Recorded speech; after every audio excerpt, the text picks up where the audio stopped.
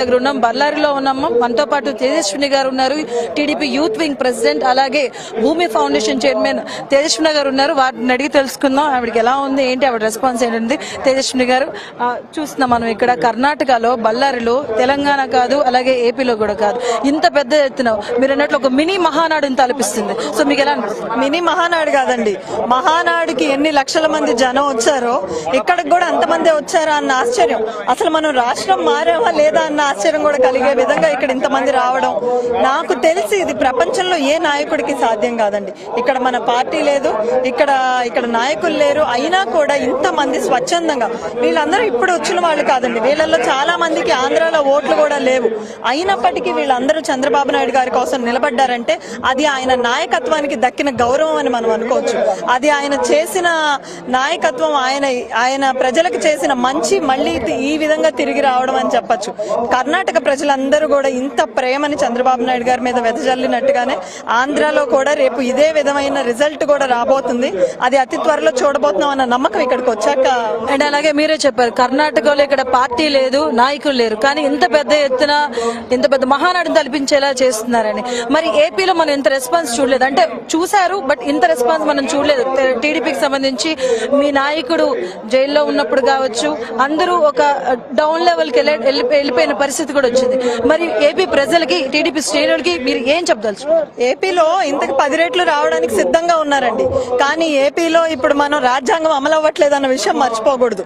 ఒకరు బయటకు వస్తే కేసు పెట్టడం, పోరాడితే వాళ్ళని మీద దాడులు చేసేయడం, ప్రతి దానికి భయభ్రాంతులకు గురి చేసి బేసిక్ గా మనం మాట్లాడాలి అన్నా కూడా 100 సార్లు ఆలోచించేటట్టుగా సోషల్ మీడియా, మన సొంత సోషల్ మీడియాలో ఏమన్నా పెట్టాలన్నా కూడా భయపడే విధంగా ప్రస్తుత ప్రభుత్వం చెయ్యడం వల్ల మనం ఈ విధంగా చేయలేకపోతున్నాం. అయినప్పటికీ ఆంధ్రప్రదేశ్ లో జరిగిన ఏ సభలో అయినా ఇవ్వండి, రా కదలి రా కానివ్వండి, నిజం గెలవాలి కానివ్వండి, మహానాడు కానివ్వండి, నవశకం కానివ్వండి, ప్రజలు తెగించి బయటకు వస్తున్నారు. కేసులు పెడతారా? పెట్టండి, ఎన్ని కేసులు పెడతారు? ఈ రోజు ఆంధ్రాలో నిజం చెప్పాలంటే ప్రతి ఒక్కళ్ళకి ఆధార్ కార్డు ఉన్నట్టే ప్రతి ఒక్కళ్ళ మీద కేసులు కూడా ఉన్నాయి, నా మీద కూడా ఒక కేసు ఉంది. కాబట్టి ఇవన్నిటికీ భయపడడం ప్రజలు మానేశారు. ఎందుకంటే సరైన నాయకుడు రాకపోతే రాష్ట్రం అనేది ఉండదు అన్న భయం కూడా ప్రతి ఒక్కళ్ళలో ఉండడం వల్ల అందరూ బయటకు వస్తున్నారు. అతి త్వరలో రామరాజ్యం కూడా రాబోతుంది. మరి టీడీపీ ప్రభుత్వం భవిష్యత్ కార్యాచరణ ఎలా ఉండబోతుంది? ఇప్పుడు మనం చూసినట్లయితే చంద్రబాబు నాయుడు గారు చాలా అద్భుతమైన మేనిఫెస్టో కూడా రిలీజ్ చేయడం జరిగింది. ఈ మేనిఫెస్టో ద్వారా రాష్ట్రం రూపురేఖలే మారిపోయే అంత పవర్ఫుల్ అయిన పథకాలన్నీ కూడా మనకు అందులో ఉన్నాయి. సంక్షేమం ఒక్కటే కాదు, సంక్షేమంతో పాటు అభివృద్ధి అన్నదే తెలుగుదేశం పార్టీ మేనిఫెస్టో. అదే విధంగా ఫ్యూచర్ లో ఈ రోజు యువ నాయకులందరికీ కూడా స్థానం కల్పిస్తున్నారు చంద్రబాబు నాయుడు. యువ నాయకత్వంతో, చంద్రబాబు నాయుడు గారి నాయకత్వంలో తెలుగుదేశం పార్టీ మరింత ముందుకు దూసుకెళ్లబోతుంది. చంద్రబాబు నాయుడు గారి విలువ ప్రజలందరూ తెలుసుకోవడానికి మనకి ఆ అరెస్ట్ తెలుసుకున్నారు అని చెప్పడానికి అరెస్ట్ ఒక ఉదాహరణ. ప్రతి ఒక్కళ్ళు పార్టీతో ఉన్నారు. రేపు రాబోతున్నాయి రాష్ట్రానికి, తెలుగుదేశం పార్టీకి మాత్రమే కాదు మంచి రోజులు, రాష్ట్రానికి, దేశానికి అని చెప్పుకోవచ్చండి. అలాగే మీరు అంటున్నారు వైసీపీ నాయకులు ఏం చెప్తున్నారంటే ఎప్పుడు అప్పులను మాట్లాడుతుంటారు.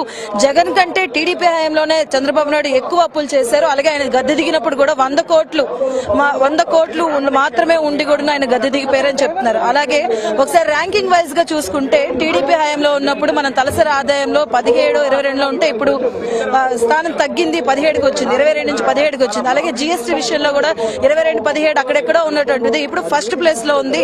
ఇది కాదా, అభివృద్ధి కాదని మాట్లాడుతున్నాం. ముఖ్యంగా మనం గమనించాల్సింది ఏంటంటే చంద్రబాబు నాయుడు గారికి మనం ఇచ్చింది మంచి సింహాసనం కాదండి, అది ఒక ముళ్ళ కిరీటం. చంద్రబాబు నాయుడు గారు 2014లో ముఖ్యమంత్రి అయినప్పుడు మన రాష్ట్రం కొత్తగా ఏర్పడిన రాష్ట్రం. అటువంటి రాష్ట్రంలో వనరులన్నీ ఏర్పరిచి కంపెనీలు తీసుకొచ్చి సంపద సృష్టి అనేది వెంటనే మొదలుపెట్టి త్వరితగతిన అభివృద్ధి చేయబట్టి మన రాష్ట్రం ఒక ఊపిరి పీల్చుకోగలిగే సిచ్యువేషన్ లో ఉన్నప్పుడు మనం జగన్మోహన్ రెడ్డి గారికి ఇస్తే దాన్ని ఇప్పుడు ఎంత దుస్థితికి తీసుకొచ్చారు అన్నది ప్రజలందరికీ తెలుసు. మీరు అప్పులు ఒకప్పుడు మనం సెంట్రల్ గవర్నమెంట్ నుంచి మాత్రమే తీసుకునే వాళ్ళం, ఇప్పుడు రాష్ట్రంలో ఉన్న ప్రభుత్వ ఆస్తులు అన్నిటి మీద అప్పులు తీసేసుకున్నారు. సెంట్రల్ గవర్నమెంట్ ఒకటే కాదు, అలాగే మనకి కార్పొరేషన్ల మీద అప్పులు తీసుకున్నారు. ఇంకా మనుషుల మీద ఒక్కటే పెట్టలేదు అప్పు. ఈ రోజు తలసరి అప్పు చంద్రబాబు నాయుడు గారి ప్రభుత్వం కంటే 5 రెట్లు పెరిగింది అన్నది వాస్తవం. ఒక్కసారి మనం ఆ స్టాటిస్టిక్స్ అన్ని తీస్తే గనక వాళ్ళకి ఆన్సర్ కూడా లేదు, అవన్నీ అబద్ధం అని ఒక మాటతో తేల్చిపడేస్తున్నారు కానీ స్టాటిస్టిక్స్ ని మార్చలేరు. ఈ రోజు ప్రభుత్వ ఆస్తుల మీద ఉన్న అప్పుని ఎవరు తీరుస్తారన్న దానికి వాళ్ళు ఖచ్చితంగా జవాబు చెప్పాలి. చివరిగా ఏపీ ప్రజలకు మీరేం చెప్పదలుచుకున్నారు? ఏపీ ప్రజలకి నేను ఒక్కటే చెప్పదలుచుకున్నానండి, ఇది do or die situation for our state.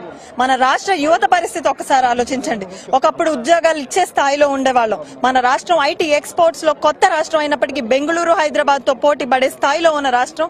ఈ రోజు ఐటీ కంపెనీలే లేకుండా ఉన్న వాటిని కూడా తరిమేసే పరిస్థితికి మనం వచ్చాం. మన యువత వ్యసనాలకు బానిసై ఎంత చదువుకున్నా కూడా సర్టిఫికేట్లు రాక నిర్వీర్యం అయిపోతుంది. మన రాష్ట్రంలో అడుగు పెట్టాలన్నా కూడా పాస్పోర్ట్, వీసా కావాలన్నంత విధంగా ఈ రోజు మన ప్రభుత్వం పాలిస్తుంది.